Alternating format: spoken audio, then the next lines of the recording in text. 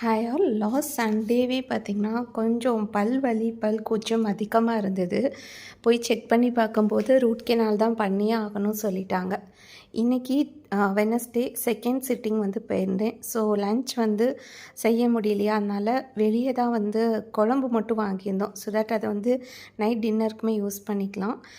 குழம்பு கொஞ்சம் தான் வந்து சாப்பிட முடியும் அப்படிங்கிறதால ஃபஸ்ட்டு சாப்பாட்டுக்கு வந்து பருப்பு பொடி வச்சு கொஞ்சம் சாப்பிட்டுட்டேன். அதுக்கப்புறமா கொஞ்சம் குழம்பு, ஒரு சின்ன பீஸ் கறி தான் எடுத்திருந்தேன். என்னோடய ஹஸ்பண்டுக்கு நான் பல் செக்கப்புக்கு போனதுலேருந்தே வந்து சொல்ல ஆரம்பிச்சிட்டாங்க, உனக்கு சுத்தமாக தைரியமே இல்லை, எதுக்கு எடுத்தாலும் ஹாஸ்பிட்டல் போய் நிற்கிற அப்படிங்கிற மாதிரி. அப்பப்போ இதே தான் சொல்லுவாங்க.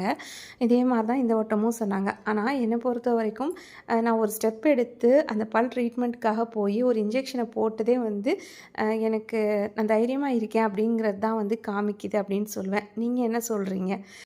யூஸ்வலாக டின்னருக்கு என்ன ப்ரிப்பரேஷன் அப்படிங்கிறத வந்து 6 o'clock முன்னாடியே தான் வந்து நான் ப்ரிப்பேர் பண்ணிகிட்ருந்தேன். ஆனால் அதில் ஒரு சின்ன சேஞ்ச் கொண்டு வந்திருக்கேன். குழந்தைங்களாம் வந்து கொஞ்சம் 8 மணிக்கு மேலே தான் சாப்பிட்ற மாதிரி இருந்தது. அதனாலேயே வந்து 7 to 8 என்னோடய தியரி கிளாஸ் நடக்கும் இல்லையா, அந்த டைமே வந்து டின்னர் ப்ரிப்பரேஷன் டைமாக வந்து நான் மாற்றிக்கிட்டேன். இது கூட கொஞ்சம் கம்ஃபர்டபுளாக தான் இருந்தது. சைட் பை சைடு லெசன்ஸையும் கவனிச்சிக்கிட்டே வந்து சின்ன சின்ன வேலைகள் வந்து பார்த்துட்ருந்தேன். அப்படியே வந்து கையோடு அன்றைக்கி இட்லி வந்து அவிச்சாச்சு.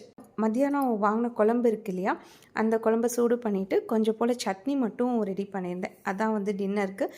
இன்னுமே க்ரௌனுக்கு வந்து மெஷர் பண்ணணும். அதே மாதிரி க்ரௌன் ஃபிக்ஸ் பண்ணுறதுக்கு இந்த மாதிரி ஒரு 2 அப்பாயின்மெண்ட் இல்லைன்னா ஒரு ஜென்ரலாக ஒரு செக்கப்பும் சொல்லியிருந்தாங்க. 3 அப்பாயின்மெண்ட் வரை இருக்குது.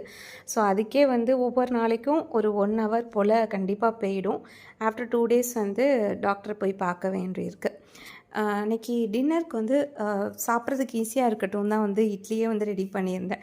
இல்லைன்னா இட்லி வந்து யூஸ்வலாக பண்ணுற ஐட்டமே கிடையாது, எனக்கு சுத்தமாகவே பிடிக்காது. பட் ஏதோ இன்றைக்கி நான்வெஜ்ஜும் குழம்பு இருந்ததுனால கொஞ்சம் இட்லி வந்து உள்ளே போயிடுச்சு.